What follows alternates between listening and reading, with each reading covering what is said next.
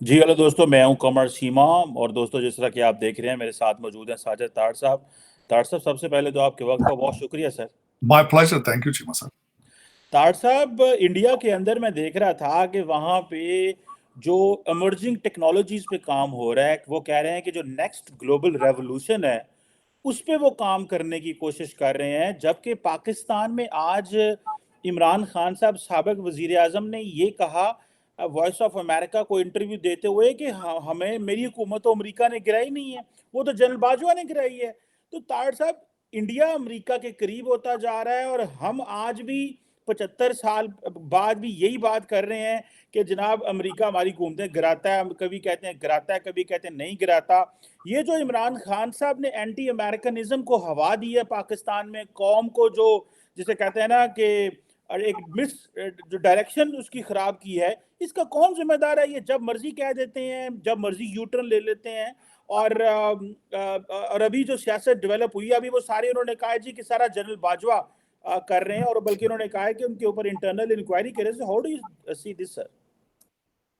चीमा साहब, इस वक्त जो सूरत सामने आ रही है बन के, इसका जवाब सिर्फ और सिर्फ वही लोग कर सकते हैं जो इस चीज में इन्वॉल्व थे, जो इनके साथ डायलॉग करते रहे हैं। आज मैं एक और भी मेंशन करना चाहूंगा। एक पाकिस्तान के बड़े रिसोर्सफुल और मंझे हुए जो जर्नलिस्ट हैं, उन्होंने कहा है कि ये खान साहब, दर हकीकत आज वो बात ये हो रही थी कि खान साहब की हुकूमत को गिराया तो उन्होंने नहीं है, लेकिन बचाया नहीं है। बात यह है कि खान साहब को लेकर आने वाले वही थे, लेकिन वो जो आज मैं जिस स्पीच की एक जगह उन्होंने स्पीच दी है, उन्होंने कहा है कि खान साहब किस तरह लाए गए। खान साहब को लाने के लिए सिर्फ 3 लोग थे, जो 3 आर्मी जनरल थे, उनकी मीटिंग थी। उन्होंने शहबाज शरीफ को बुला के जब इंटरव्यू लिया, तो उन्होंने जब पूछा कि आपका फॉरेन मिनिस्टर कौन होगा, आपकी कैबिनेट में कौन होगा, ये 2018 से 2017 की बात है, तो उनके जो जवाबात थे शहबाज शरीफ के, उनसे मायूस होके तो उन्होंने खान साहब को लेकर आए हैं। लेकिन अब उन्हीं का फर्ज बनता है कि बाहर निकल के कौम को बताएं, ये जो बुखार कौम को चढ़ा दिया इन्होंने, इस बुखार को उतारें। देखें, क्योंकि इस अब तो उन्होंने डायरेक्टली कह दिया है कि अमेरिका इन्वॉल्व नहीं है इसमें, बाजवा साहब इन्वॉल्व है। बाजवा, लेकिन जो पिछले दिनों जितने वो उन्होंने मुलाकातें की हैं जर्नलिस्टों के साथ, और जो चीजें सामने आ रही हैं, उसमें ये एक बात तो क्लियर होके आ रही है कि उन्होंने शायद इनकी हुकूमत गिराई नहीं थी, लेकिन बचाई नहीं है इनको लाने वाले। लेकिन खान साहब को देखें कि खान साहब एक बंदा है जो आपको लेकर आया था और बाद में उसने आपकी हुकूमत नहीं बचाई, तो आप बिल्कुल कह रहे हैं कि उसने हुकूमत गिराई है आपकी।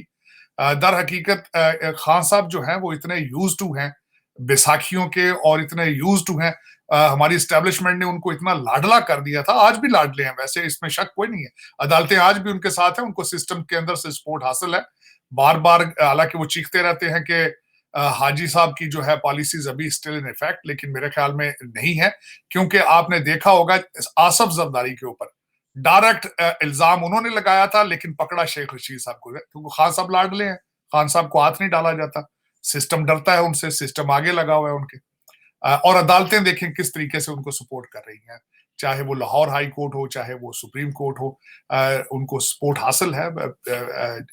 जो ज्यादती है, मैं समझता हूं कि जजों को पॉलिटिकल इतनी ज्यादा जो है चीजों से इंप्रेस नहीं होना चाहिए, इन्वॉल्व नहीं होना चाहिए।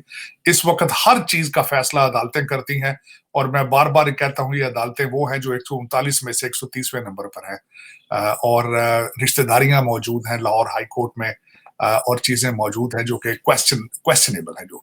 लेकिन अफसोस की बात यह है, खान साहब की जो कली थी वो उतरती जा रही है, इनके सपोर्टर कम होते जा रहे हैं। लेकिन कुछ ऐसे लोग हैं जिनको क्योंकि खान साहब ने जो 2 तीर चलाए थे वो बहुत खतरनाक हैं डेवलपिंग कंट्री के लिए। एक मजहबी कार्ड जो इन्होंने खेला था, और दूसरा गद्दारी का कार्ड। वो जो ज्यादातर कम पढ़े लिखे लोग होते हैं, जिनको ज्यादा शऊर नहीं होता, वो इन 2 कार्डों के हाथों में बड़े बुरे तरीके से खेलते हैं। और वही हो रहा है इस वक्त कि वो उनको इन्होंने जो एक ऐसा लफ्ज इस्तेमाल किया है रियासत मदीना का, जो कि मैं समझता हूँ गलत है। खान साहब को खुद नहीं पता रियासत मदीना क्या होती है।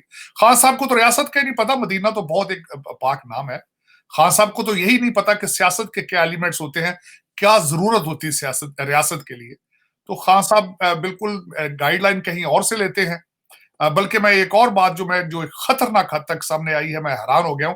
नादरा के बारे में जो एक्विजिशन है शहबाज गिल के हवाले से जो एक चीजें सामने आ रही हैं कि किस तरीके से फौजियों की फैमिलियों को जाली ट्विटर अकाउंट बना के किस तरीके से क्या कर रहे थे। लेकिन सिस्टम आज भी खामोश है। सिस्टम के इतने ये प्यारे हैं कि कोई पाकिस्तानी और का करता तो मैं समझता हूं अब तक वो लटक जाता था। तार साहब, ये फौज ने फ्रैंकली स्पीकिंग ये जो एस्टैब्लिशमेंट कहना चाहिए, क्योंकि फौज जो नीचे जो मेजर कर्नल बैठा हुआ है वो तो कमांड को देख रहा है, जो आम फौजी है वो तो देख रहा है कि जो बॉस ने ऊपर कह दिया है।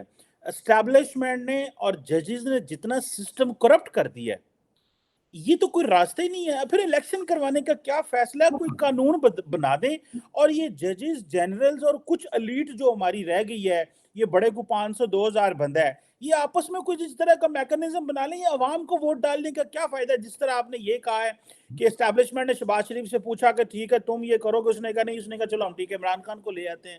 ये नवाज शरीफ के बारे में यही कहा जाता है क्योंकि एस्टैब्लिशमेंट की नवाज शरीफ से लड़ाई होगी तो इमरान खान ने। तो अगर एस्टैब्लिशमेंट ने यही करना है तो इलेक्शन करवाने का ये जो ढोंग है ये पाकिस्तान में बंद नहीं हो जाना चाहिए? बिल्कुल, एब्सोल्युटली। मैं समझता हूं आज तक पाकिस्तान में फेयर इलेक्शन नहीं हुए और मैं मुसलसल इस बात पे कहता हूं कि तीनों की तीनों पार्टियां जो हैं वो क्रिएटेड हैं, सिलेक्टेड हैं, ये तीनों की तीनों पार्टियां, और ये एजेंसियों की मदद से हुकूमतें बनाती हैं। इनका कुछ भी नहीं है। बदनसीबी पाकिस्तानियों की ये है कि वोट वो डालते किसी और को हैं, जाते कहीं और है। वो बदनसीबी है और मैं समझता हूं कि ये एक सोसाइटी के लिए इंतहाई खतरनाक है कि जब उनकी विल को दबा दिया जाए। जिस तरीके से मैं आपको बताता हूं कि जब आमर लियाकत कराची से जीते थे इलेक्शन तो पीटीआई वाले हैरान हो गए थे यार कि ये भी जीत के आ गया, क्योंकि जिताने वालों को पता ही नहीं था कि क्या किस किस को जिताना है, क्या क्या करना है। वो सिस्टम के ऊपर बैठ के, जिस तरह मैंने आपको आज मैं बताता हूं पाकिस्तान के हालात क्या है। जब फातिमा जिन्ना का इलेक्शन हुआ था तो अयूब खान बड़े परेशान थे, तो उनके किसी अजीज ने उनको बताया था कि आप देखें एक सिर्फ सोर्स से लोगों को पता चलना है कि इलेक्शन कौन जीता है, वो है रेडियो पाकिस्तान। आप सिर्फ रेडियो पाकिस्तान से एक फिक्रा खिलवा दें कि अयूब खान इलेक्शन जीत चुके हैं, आप जीत गए। आज भी यही हो रहा है, आज भी बिल्कुल यही है। डस्का के अंदर पूरा का पूरा अमला उठा लिया जाता है, पूरा सिस्टम बंद कर दिया जाता है, लिस्टें बनाते कोई और हैं। पोलिंग तो एक मजाक है, मजाक। पाकिस्तान अब असल में हकीकत ही होती है चीमा साहब, हम कई दफा ये बात कर चुके हैं, कई दफा सिस्टम इतना खराब और करप्ट हो चुका होता है, उसको बचाना या उसके बारे में सोचना ज्यादती होती है। ये जिस तरह सिंपल लफ्जों में पंजाबी च कहते हैं ना, उन्हें खोल के जोड़ने वाला होया पे, खोल के जोड़ने वाला। अब मैंने आपको शायद पहले बताया था कि इस वक्त इतना क्रेज है आप पाकिस्तानियों को, रूलिंग एलीट को दुबई और लंदन का, वो जब तक उनके जेहन से वो निकलेगा नहीं है ये पाकिस्तान अपने पांव पे, पाकिस्तान बच नहीं सकेगा। आप इस वक्त आईसीयू में ब्लीडिंग हो रही है आपकी, सबसे बड़ी बात यह है ब्लीडिंग है। आपके पास 3 बिलियन से भी कर्जा नीचे है, और सबसे बड़ी बात है कि आईएमएफ वहां से आने के बाद 2-3 इंस्ट्रक्शन दे के आया। उन्होंने एक तो इंस्ट्रक्शन दिए, डार साहब जब तक हम आपको ग्रीन सिग्नल ना देंगे आपने प्रेस कॉन्फ्रेंस नहीं करनी। दूसरा सिग्नल उन्होंने दिया है, उन्होंने शराइत दी है, लेकिन उसके नीचे उन्होंने ये नहीं लिखा उस अपने फाइनल लेटर के कि आइदर वो विल गिव यू मनी और will not give you money, वो will give you money but how much, ये आखिर में वो लिख कर नहीं देंगे, विच इज वरीसम। और दूसरा, एक मैं आईएमएफ के बारे में जब पढ़ रहा था, बोर्ड के सामने कई चीजें जाती हैं तो वहां से भी रिजेक्ट हो जाती हैं कई चीजें, माजी में मैंने देखा है। ये कुछ जरूरी नहीं है कि आप बोर्ड के सामने जो आएगा सारा कुछ वो अप्रूव हो जाएगा। वो आपसे बड़े सीरियसली डिसअपॉइंटेड हैं, आप उनके साथ काम नहीं करते, आप उनको, और 23वां प्रोग्राम है, कौन सा पहला है, आप बदनाम तरीन हो चुके हैं। ट्रस्ट फैक्टर है आपके ऊपर सीरियस, उनको they see you are not mature, you are not you will, उनको भी पता है कि आईएमएफ का पैकेज जो है आपके लिए नाकाफी है। आपकी नजरें सऊदी और यूएई और चाइना के पैसों पे हैं, क्योंकि आप समझते हैं कि आईएमएफ ये हमारे साथ डील करेगा तो असल जो वो चीजें हैं वो वहां से आएंगी, और उन्हें पता है। आप क्या समझते हैं, आईएमएफ वालों को आपकी लंदन और दुबई की प्रॉपर्टियों का नहीं पता? आपका जो ट्रांसपेरेंसी इंटरनेशनल की रिपोर्टें, वो अंधे हैं आईएमएफ वाले, वो नहीं पढ़ते वो कि आप क्या कर रहे हैं। उनको नहीं पता कि आपके 18वें ग्रेड के लोगों के बच्चे लंदन पढ़ते हैं, उन्हें नहीं पता, अंधे हैं वो आंखों से। यही तो प्रॉब्लम है असल में पाकिस्तानियों को, ये समझते हैं कि we are the smartest people, दूसरी दुनिया सारी अंधी है, आंखों से कानों से बहरी है। आज आपने तो आपका क्या ख्याल है इस वक्त, आज जो आपका टिम हॉर्टन की जो 61 ईयर जो बनाने वाले हैं टिम हॉर्टन वाले, वो जो कैनेडियन चेन है, इस वक्त सारे इंटरनेट पे फिर रही है कि 61 ईयर्स की उनकी सेल के रैकेट टूट गए हैं पाकिस्तान में। पाकिस्तान। आपका क्या ख्याल है? आईएमएफ वाले हंसते हैं कि व्हाट आर यू, आप क्या है आप। मैं किसी वक्त आपके बल्कि सेगमेंट करूंगा कि किसी ने कि आप, हम हमेशा ये कहते थे मार्शल रेस पंजाबियों के बारे में। तो मैंने पिछले दिनों एक आर्टिकल, ब्रिटिश आर्टिकल मेरी नजर से गुजरा है कि वो मार्शल रेस की डेफिनेशन क्या करते थे, उसके अंदर अंदर हकीकत, उनकी रिसर्च क्या थी मार्शल रेसेस के बारे में। जो सबसे ज्यादा खतरनाक थे वो ये थी कि ये मार्शल रेसेस वाले सबमिसिव हैं, ये रिबेल नहीं करते। तो वही मैं जिस तरह आपको पहले कहता हूं, हमारे डीएनए में ये नहीं रिबेल करना, हमारे डीएनए में ये शामिल है कि अपनी लैंड के साथ वफादारी नहीं करनी, हमारे डीएनए में शामिल है कि समय से हो जाना। इस वक्त जो आपके एचिसोनियन है, जो ब्रिटिश एजेंटों के बच्चों के लिए बनाया गया था, पूरा पाकिस्तान समय से उनके सामने सजदा सजदा नकू है उनके साथ। सुप्रीम कोर्ट के जजों की आप देख लें कि where they are educated from. इस वक्त आपकी आप जितनी एस्टेब्लिशमेंट देख लें, 70% Aitchisonian. British, we are, you are not free. अभी से आपने एक पाकिस्तान का तखय्युल बनाया था, एक फिक्शन थी, एक सोच बनाई थी, लेकिन आपने उसको अमली जामा नहीं पहनाया। तार साहब बिल्कुल सही बात कर रहे हैं। मैं देख रहा था, बल्कि पढ़ रहा था कि इंडिया का जब डॉक्टर जयशंकर आए यूनाइटेड नेशंस, तो उन्होंने आई थिंक 2021 में या 22 में, आई थिंक 22 में जब आए, तो उन्होंने वहाँ पे स्पीच की और उन्होंने 5 पॉइंट जो है वो डिस्कस किए। और लेकिन उनमें एक पॉइंट बड़ा इंपॉर्टेंट है जो मैं आपसे ये डिस्कस करना चाह रहा हूँ। उन्होंने कहा कि हमें लिबरेट करना है अपने आप को, ये जो कॉलोनियल माइंडसेट है, ये जो कॉलोनियल माइंडसेट से लिबरेट करना है। तार साहब, अगर ये एलीट सारी, जिसको आप कहते हैं कि ये जजेस, जनरल्स, ये आपने कहा कि 2-4 बड़े स्कूल हैं जिनके बच्चे पढ़े हुए हैं, ये तो सारे, तो ये लोग जो हमें लीड करते हैं, इमरान खान भी तो एचिसोनियन ऑक्सफोर्ड का पढ़ा हुआ है, उसने, वो कौन सा आम आदमी की बात करता है। तो ये जो लोग हैं, तो फिर हम लोग कैसे आ सकते हैं। नरेंद्र मोदी तो नीचे से आया हुआ चाय वाला है, डॉक्टर जयशंकर या बाकी लोग जो हैं वो तो नीचे से ऊपर आए हुए हैं। तो हमारे ऊपर तो ये इन्होंने, वो जिसे कहते हैं ना, ये जोकों की तरह चिमटे हुए हैं पाकिस्तान को, ये तो छोड़ते ही नहीं है। तो क्या हम कॉलोनियल माइंडसेट से निकल सकते हैं? अब टिम हॉर्टन की आप बात कर रहे हैं, ऐसी क्या चीज है टिम हॉर्टन में कि सारा लाहौर जो है वो टिम हॉर्टन के बाहर खड़ा हो गया जाके, बस यही है ना, एक कैनेडियन चेन है, बस ठीक है, कॉफी है, कॉफी है। तो ये हम उस चीज, तो ये कॉलोनियल माइंडसेट से कैसे बाहर निकल सकते हैं? यहाँ कि हम ऐसे ही यही लोग हमें पहले जरदारी पीछे हटेंगे तो इमरान खान आ जाएगा, इमरान खान हटेंगे तो कोई और आ जाएगा। चीमा साहब, आप लंदन की फ्लाइटें बंद करें तभी शायद ये रोक सके, वरना तो पॉसिबल नहीं है। उसकी वजह ये है कि आपका देखिए ए लेवल, ओ लेवल देखें, तकरीबन 22,000 बच्चा हर साल ए लेवल, ओ लेवल देता है। उन्हें अपने सिस्टम ऑफ गवर्नमेंट पे ट्रस्ट ही नहीं है। देखें जरा किस किस खूबसूरती के साथ पाकिस्तान को तबाही की तरफ ले जाया जा रहा है। मैंने कल आपको एक और मसला आइडेंटिफाई किया था कि सारे डॉक्टर सीएसएस अफसर बन गए सारे।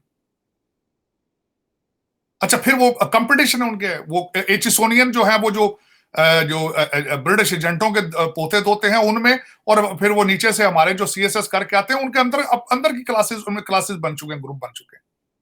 फिर वो पैचअप किस तरह करते हैं, वो भी अपने बच्चों को लंदन भेजते हैं रिश्वत के पैसों पे कि कैचअप कर लिए यार, नहीं जो बच्चा एची मैथ नहीं पढ़िया तो चलो पुत्र लंदन स्कूल ऑफ इकोनॉमिक्स धी पढ़ के आ जाए, उतो तो नहीं उन्हें की उत्तम का काट लिया।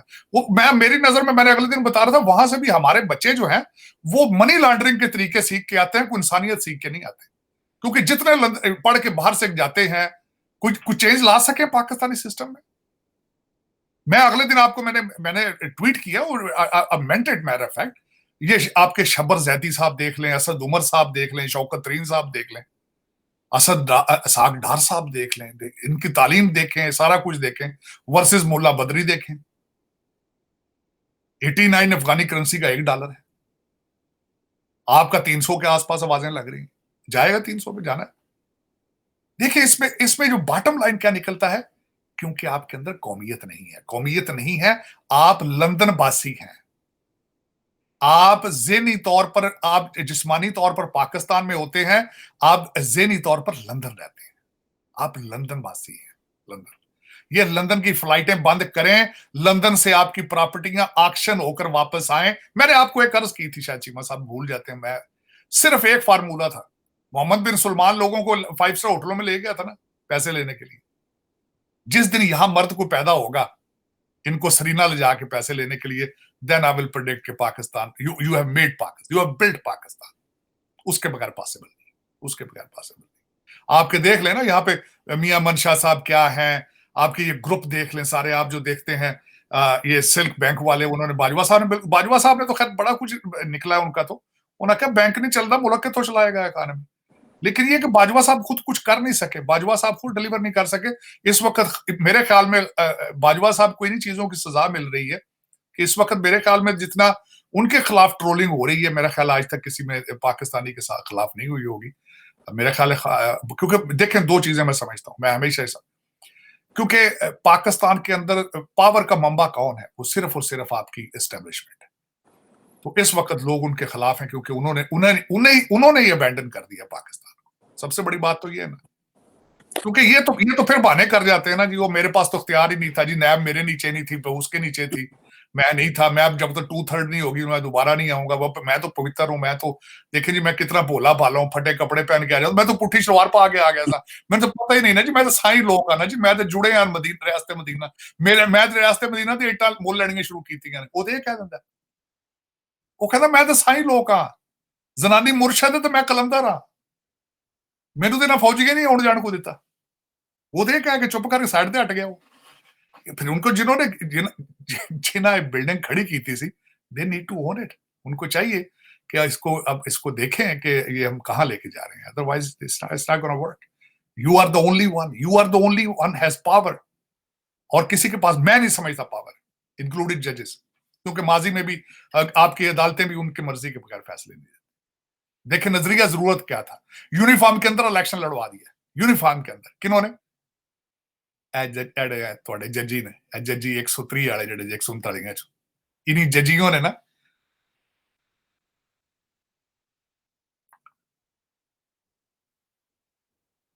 जी दार साहब, आपको आवाज आ रही है मेरी? मैं आवाज आ रही। तो चीमा साहब ये किसी के और के हाथ में कुछ भी नहीं है स्वाई एस्टेब्लिशमेंट के। मेरा ख्याल में तो जब तक ये खुद बाहर आके कन्फेशन नहीं करेंगे और इसको चीजों को कंट्रोल में नहीं लेंगे, ये जो मैंने आपको बताया था, इनको कंट्रोल करना मुश्किल नहीं है, क्योंकि उसकी वजह ये है कि दे आर नॉट फाइटर्स।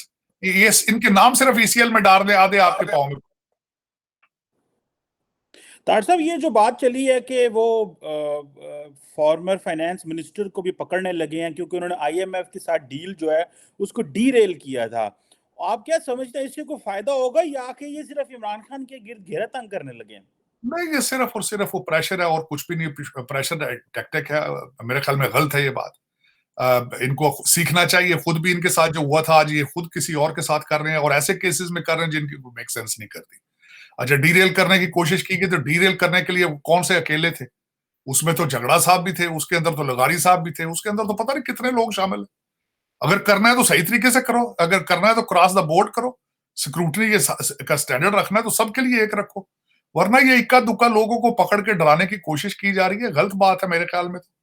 लेकिन सख्ती करनी चाहिए इनके ऊपर ये केस नहीं होना चाहिए, इनके ऊपर केसेस ये होने चाहिए। तो उन्होंने अपने 8 अरब रुपए के केसेस खत्म कराए थे, फैज याफ्ता हुए थे वो, उसका वो तो कहते थे कि मैं फाइनेंस मिनिस्टर तब बनूंगा अगर नैब मेरे खिलाफ केस बंद करे। ये तार साहब फिर ऐसे ही, ये नैब भी ऐसे ही है कि जब मर्जी केस बना लिए, जब मर्जी खत्म कर लिए। ये जो तमाशा लगा हुआ है, आप तार साहब आपको इसका एंड नजर आता है कि एक एपिटाइट होगी, जैसे फॉर एग्जांपल कि आजकल हम देखते हैं खैबर पख्तूनख्वा में लोग एहतजाज कर रहे हैं कि जी दहशतगर्दी दोबारा इमर्ज कर रही है, रियासत खामोश बैठी हुई है, लेकिन जनरल पब्लिक सफेद झंडे लेके बाहर आ रही है। क्या अवाम जो है वो कभी देखेगी ये एंड है कि ये जब दिल करते हैं एहतसाब शुरू कर देते हैं, जब दिल करे एहतसाब खत्म कर देते हैं, जब मर्जी कहते हैं फाइनेंस मिनिस्टर जो है इसके ऊपर केसेस बना दो, अब इसको फाइनेंस मिनिस्टर बनाना है, इसकी केसेस खत्म कर दो। इसहाक डार प्राइम मिनिस्टर के जहाज पे लंदन गए जब फाइनेंस मिनिस्टर थे, और उस दौरान उनके ऊपर केसेस ही रहे, जैसे वापस आए सारे केसेस खत्म हुए, आते ही वो फिर फाइनेंस मिनिस्टर बन गए। तो ये खत्म हो सकता है? नहीं, देखिए दो चीजें हैं। क्योंकि ये अगेन मैं ये कहूंगा, पहले मैं पिछले आज से कुछ अर्सा पहले ये भी सोचता रहा हूं कि पाकिस्तान का हल शायद टेक्नोक्रेट गवर्नमेंट है, लेकिन मैं उसको भी मैंने, क्योंकि आप उससे भी ज्यादा डीप जा चुके हैं इश्यूज के अंदर। इस वक्त दहशतगर्दी जो है वो मेरा ख्याल है टेक्नोक्रेट गवर्नमेंट के बस की बात नहीं होगी। इस वक्त आपका सिर्फ और सिर्फ वाहिद हल जो है एमरजेंसी या सीरियस एमरजेंसी या एक सीरियस मार्शल लॉ, उसके बगैर आप इससे बच नहीं पाएंगे। उसकी वजह यह है मेच्योरिटी नहीं है, जमहूरियत नहीं है, मारा मारी है। मेरा एक क्वेश्चन है, स्वाय एक स्ट्रॉन्ग मार्शल लॉ के करप्शन किस तरह रुक सकती है? कोई हल है किसी के पास? सर ये जो मार्शल लॉ की ऑप्शन है, ये तो कोई अच्छी ऑप्शन तो नहीं है। तो नहीं ऑप्शन, नहीं ऑप्शन, मैं एग्री करता हूं। मैं ये थोड़ी कह रहा हूं कि इट्स अ गुड ऑप्शन, लेकिन और ऑप्शन नहीं है आपके पास। उसकी वजह ये है, मेरा क्वेश्चन आपसे ये है कि आपके इलेक्शन कराने से वही चेहरे फिर सामने आ जाएंगे तो क्या तब्दीली आएगी? और मुझे ये बताएं कि इलेक्शन कराने से आपकी करप्शन किस तरह रुकेगी, और इलेक्शन कराने से आपकी इकोनॉमी किस तरह रेल पे आ जाएगी? आपको सख्त, आपके पाकिस्तान के अंदर सख्त फैसले कौन कर पाएगा? सिर्फ मार्शल लॉ कर पाएगा और नहीं कर पाएगा। हालांकि मैं इसके हक में नहीं हूं, लेकिन मैं एज ए पॉलिटिकल साइंटिस्ट ये बताना चाहूंगा कि सिंसियर डिक्टेटरशिप चाहिए होती है, जहां पे इस तरह के गड़े जिथे अगे समुद्र पीछे खाई होवे, उत्थे सीरियस डिक्टेटरशिप चाहिए होती। वहां पे ये पोले पोले ये जो है ना, ये बच्चे लौंडे लपाड़े, इनके बस की गेम नहीं है। This is beyond now. इन्होंने हर एक का चेहरा देख लिया है, और फिर हर एक आके कह देता जी मेरे पास तो इख्तियार ही नहीं था। चलाते तो फिर जी एस्टेब्लिशमेंट वाले थे, तो फिर एस्टेब्लिशमेंट ही चला ले इसको। फिर एक गाड़ी खा ले इसको जो खाना, फिर ये सारा हिस्सा जो करते हैं, ये देगें पकाते हैं हर मोहल्ले में, ये बंद करें। ये फिर स्टोरी सारी है। और दूसरा देखें ना, मेच्योरिटी कोई नहीं है चीमा साहब। मेच्योरिटी का हालात क्या थे? अगर अच्छा मैं इसको थोड़ा सा रिवर्स करता हूं, अगर आप चाहें जी कि मैंने मार्शल लॉ का नाम क्यों लिया। खान साहब अपना वोट ऑफ कॉन्फिडेंस लूज करने के बाद असेंबलियों में बैठते, अगर एक मिनट के लिए सोचे, वो हाल था इसका कि खान साहब असेंबलियों में बैठते, एक स्ट्रांग अपोजिशन की तरह उनके ऊपर क्रिटिसाइज करते हुकूमत के ऊपर, इन्होंने खुद ही गिर जाना था। लेकिन ना खान साहब मेच्योर हैं, दूसरी पार्टी अभी आईएमएफ बैठी भी थी तो कैबिनेट का साइज 85 कर दिया। ये मेच्योरिटी। आईएमएफ वाले यहां बैठे हैं, अपना हाफिज साहब लंदन चले गए हैं, जो छोटे मियां है वो टर्की जाने की तैयारी कर रहे हैं। अभी आईएमएफ जो यहां बैठी, सिर्फ 20 दिन का पेट्रोल है आपके पास पाकिस्तान के। आप साहब दुबई बैठे हुए हैं सर, वो तो अभी उनकी प्रेसिडेंट से मुलाकात हुई है, दुबई के एमबीजेड से मुलाकात हुई है, और वो जारी बात है पैसे नहीं आ रहे, $3 अरब से कम पैसे हो गए। नहीं, लेकिन देखिए ना,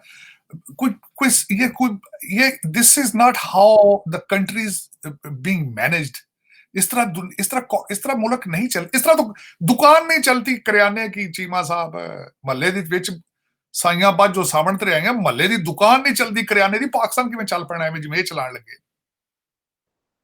this is not how the countries are run. This is not how. लेकिन डॉक्टर साहब, आप ये कहते हैं कि मुल्क के अंदर मार्शल लॉ लग जाए, that is the only way, the worst option यही है, लेकिन लग जाए एटलीस्ट। आप ये कह रहे हैं सिंसियर मार्शल लॉ लग जाए जो सारी चीजें ठीक करे। अच्छा छोड़िए, इकट्ठे हो जाते हैं। नहीं चिमा साहब, उसमें एक और बात है। हाँ, या कोई ऐसी पावर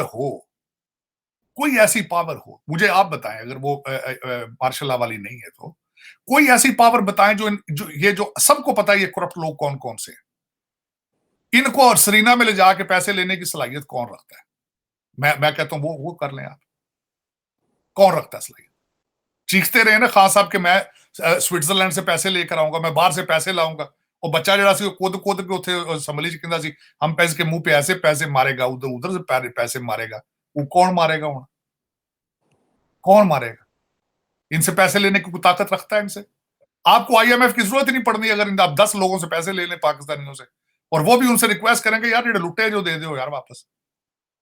मैं छोटी सी बात बताता हूं, मैं एक गुजारिश करना चाहता हूं। मलक रियाज साहब को एक नोटिफिकेशन गया नैब का, वो पिंडी ऑफिस में गए हैं नैब के। आपको पता है कि जो नैब का जो ऑफिस था, ऑफिस का जो हेड था, he gave him a protocol, he came outside to receive him। गाड़ी में थल्ले हाथ रख के ना सजदा नगू होके अंदर लेके गया। मलक रियाज साहब से इन्वेस्टिगेशन करने की ताकत कौन रखता है? मैं कहता हूं उसको पाकिस्तान दे दें आप। पाकिस्तान की चाबियां उसी बंदे को पकड़ा दें जो मलक रियाज साहब से पूछ सकता हो, जो मलक साहब आओ जवाब दो, ਤੁਹਾਡਾ पैसा लंदन तो आया से कितने गया?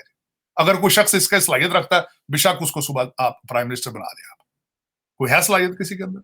मेरा नहीं ख्याल एस्टेब्लिशमेंट के पास वो पावर होगी, लेकिन वही पाकिस्तान को बचा पाएगा जो जिसके पास वो इख्तियार होगा या विल होगी, वरना ये नहीं बचता, वरना नहीं बचता। इस ये तो तार वक्त मुझे किसी याद भूल गई, अगले दिन भूल, उसने कहा जी पाकिस्तान में इस वक्त जिसके पास अख्तियार है और वो मलक रियाज के इन्फ्लुएंस में नहीं है, वो वली अल्लाह है। ये अगले दिन किसी ने कहा, उन्होंने कहा जो मलक जो जिसके पास अख्तियार है पाकिस्तान में और वो बिका हुआ नहीं है मलक रियाज के हाथ में, उसकी आप उससे तवीज लें, वो वली अल्लाह है। हमारे तो जो इमरान खान साहब हैं वो भी मलिक रियाज से बड़े मुताबिक से जमीन ले ली थी यूनिवर्सिटी बना। वो तो अंगूठियां वो 5 कैरेट ਦੀ ਮੰਗਦੀ है, ਉਹ ਕਹਿੰਦੀ 5 कैरेट ਦੀ ਦੇਂਗੇ ਤੇ ਲਾਹੌਰ ਦੇ ਅਸੀਂ ਤੁਹਾਡੇ ਡਿਫੈਂਸ ਦੇ ਦਰਵਾਜ਼ੇ ਖੁਲਾ ਦੇਾਂਗੇ, ਕਾਦਰ ਯੂਨੀਵਰਸਿਟੀ ਚ ਦੇਤਾ ਹੈਗਾ। ਉਹ ਖਾਨ ਸਾਹਿਬ ਕਿਹੜਾ, ਉਹਨੂੰ ਪਤਾ ਨਹੀਂ ਮੇਰਾ मकसद है वो ਕਿਹੜਾ। और टेप सारी दुनिया ने सुनी खान साहब की बच्ची की, जब वो 5 कैरेट की अंगूठी मांगती थी जो हमारी फर्स्ट लेडी, वो इन्होंने की मेरा मकसद है तौबा। तो ये तो तार साहब ये, लेकिन हम एस्टैब्लिशमेंट की बात करते हैं, ये सियासतदान क्यों नहीं इकट्ठे हो जाते? ये इकट्ठे होकर तो एस्टैब्लिशमेंट को कहें कि आप अपने जो आपका आईनी किरदार है उसमें वापस चले जाएं, ये फौज को कहें, ये क्यों नहीं इकट्ठे हो जाते? यही बैठ जाएं तो सारे मसले हल हो जाएंगे ना तार साहब। वो 13 तो इकट्ठे हुए हुए, 13 तो इकट्ठे हुए हुए, एक ही नहीं ਹੁੰਦਾ ਪਿਆ ਉਹ बस शायद मेरा ख्याल ਹੁਣ ਉਹ भी हो जाए ਜਿਹੜਾ ਹੁਣ ਆ ਤੇ ਨੇੜੇ ਗਿਆ ਤੁਹਾਡੇ अमेरिका वाले एक सीढ़ी तो नीचे आ गया अमेरिका से उतर के, वो हो सकता है आज फ्यूचर में इकट्ठे हो जाए, लेकिन ये पहले भी माजी में इकट्ठे होते रहे हैं। इन्हें ये बच्चे हैं उनके, मैंने आपको बताया उन्होंने पैदा किए हैं, ये उनसे अलग नहीं रह सकते, माँ बाप है इनके, एस्टेब्लिशमेंट इनके माँ बाप है, ये उनसे नॉट बियॉन्ड। पाकिस्तान में चिड़िया पर नहीं मार सकती। आपने अयूब खान साहब ने ऐसा एक सिस्टम क्रिएट किया था, आफरीन है उनपे, उन्होंने एक ऐसा सिस्टम क्रिएट कर दिया था कि पाकिस्तान की आजादी उन्होंने खत्म कर दी। उन्होंने कहा अब पाकिस्तान हमारे बगैर नहीं चल सकता। तार साहब जितनी एस्टैब्लिशमेंट को डेंट इमरान खान ने डाला है जनरल बाजवा की शक्ल में, और वैसे आप समझते हैं कि एस्टैब्लिशमेंट स्ट्राइक बैक कर सकती है, या एस्टैब्लिशमेंट वो जो लॉस्ट रिप्यूट है उसको गेन कर पाएगी और वो अब डिफेंसिव है पहले से, आपको लगता है? जो सबसे बड़ा नुकसान वो ये हुआ है मेरे ख्याल में, और मैं उससे पहले भी ये सिलसिला शुरू हो चुका था, एस्टैब्लिशमेंट जो कि पॉलिटिकल इंजीनियरिंग में बिजी थी, इनको बॉर्डर पे होना चाहिए था। और इसका उसका नुकसान ये है कि वो जो $85 बिलियन का जो वो सारा असला है ना, वो चल के इस्लामाबाद के आसपास आ गया, क्योंकि ये पॉलिटिकल इंजीनियरिंग में बिजी है। और बाजवा साहब ने सबसे ज्यादा जो नुकसान पहुंचाया वो यही पहुंचाया कि पॉलिटिकल इंजीनियरिंग में बिजी। बाजवा साहब यूनिफॉर्म पहनकर जीएचक्यू में जर्नलिस्टों को बुला लेते थे और 4-4 घंटे के आप भाषण देते थे, एवरेज। ये भी आज किसी ने कहा है, उनको शौक था बड़ा, ये शौक था उनको कि एक जर्नलिस्ट को बुला के इन यूनिफॉर्म 4-4 घंटे के भाषण वो देते थे। हालांकि उनकी ड्यूटी ये थी कि पाकिस्तान का देखते कि बॉर्डरों के ऊपर हालात क्या है। तो इस वक्त वो अब जितना अरसा इनको लगा, ये उतना अरसा पीछे हटके रहे और पाकिस्तान को बनाने की कोशिश करें, तभी पाकिस्तान बचेगा, वरना नहीं बचता, क्योंकि डैमेज बहुत हो चुका है। दर हकीकत आप देखें, मैं छोटी सी आपको मिसाल देता हूँ, इनको सब पता है, इन सबको जो हम बातें कर रहे हैं इसमें से नई बात एक भी नहीं है। दर हकीकत में आपके इस वक्त फैसला करने वाले सारे लंदन पासी हैं, इंक्लूडिंग एस्टेब्लिशमेंट। जब तक लंदन अपने दिमाग से नहीं निकालेंगे, ये नहीं बच पाएंगे। अफसोस के साथ, दुख के साथ कहूं, ये सारे देखे ना, अफसोस के साथ। और दूसरा, जितनी स्केल पे ये करप्शन करते हैं, मैं एक छोटी सी बात बताता हूं, आपकी एस्टेब्लिशमेंट, वो कल परसों किसी ने कहा, उसने कहा 1.5 लाख गाड़ी है इस वक्त आपकी गवर्नमेंट के पास। 25,000 गाड़ी सिंध गवर्नमेंट की है, जिसके पेट्रोल सारा देती है। उसके बाद सबसे ज्यादा पंजाब गवर्नमेंट के पास गाड़ियां हैं, और 1.5 लाख गाड़ियों में से आधी गाड़ियां चलने के काबिल नहीं है, लेकिन उनके डबल ट्रिपल बिल बनाए जा रहे हैं, मिस्त्री खा रहे हैं, साथ गवर्नमेंट खा रही है। और सबसे बड़ी बात है कि एक अफसर के पास 4-4 गाड़ियां हैं, बच्चे भी स्कूल जा रहे हैं, बच्चे पिक भी हो रहे हैं, फिर शाम को बच्चा उनका लेके रेसें भी लगाता है उसी गाड़ी की, और उसके बाद गाड़ी। मेरा मकसद है कि इस और जिसने आर्टिकल लिखा है, उसने कहा कि सारी ब्रिटिश कैबिनेट साडा मिस्टर हैंडसम जेड़ा अमीरुल मोमिनीन रोजाना कहता है ना जी, मैं मुझसे बेहतर वेस्ट को नहीं जानता, मैं उसको गुजारिश ये करना चाहूंगा कि ब्रिटिश कैबिनेट के पास गाड़ियां नहीं देते वो, सिर्फ एक गाड़ी है प्राइम मिनिस्टर की, और इस बंदे ने भैंसें बेची, गाड़ियां बेची, फिर उसके बाद चढ़ गया हेलीकॉप्टर से, उससे उतरे ही नहीं है फिर वापस। 1 अरब रुपए का पेट्रोल इसने सिर्फ हेलीकॉप्टर पे उड़ाया था। ये रियासत मदीना का ठेकेदार है। तो चीमा साहब ये पता है, सबको सबको पता है, लेकिन वजह यह है कि जब आप ज़हनी तौर पे आजाद ना हो, आपने जब ये सोच लिया हो, कोई किसी को पता ही नहीं है पाकिस्तान क्या है। जो महाजर होकर आए हैं वो भी पाकिस्तान से प्यार नहीं करते। दुख की वाली बात तो ये है ना, जिनकी बहनें, फूफियां, मासियां, चाचियां लुटियां गई हैं रास्ते च, उनको भी पाकिस्तान का कोई नहीं है प्यार। तो मैं अब क्या किसी को कहूं कि इससे ज्यादा क्या आगे, जिनको पाकिस्तान की हया ही नहीं है कि किस तरह बनाया गया था।